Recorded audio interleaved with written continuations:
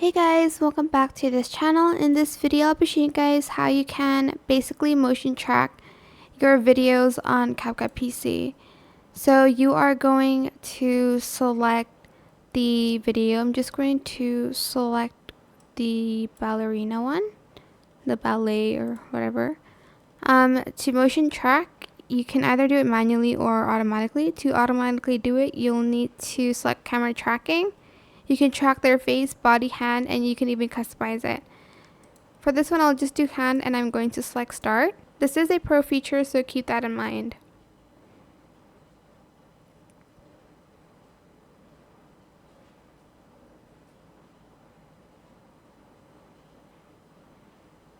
I'm just waiting till it's done processing.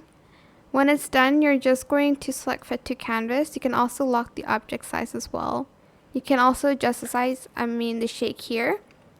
But yeah, that is it. I hope it was helpful for you guys. Don't forget to like, comment, share, and also subscribe to this channel if you haven't done that already. If you have any more questions about this video, just leave it in the comment section down below. I will try my best to answer them all for you guys, and if you found this video helpful, please click the thanks button as well. That is it for this video. Thank you so much for watching. Bye.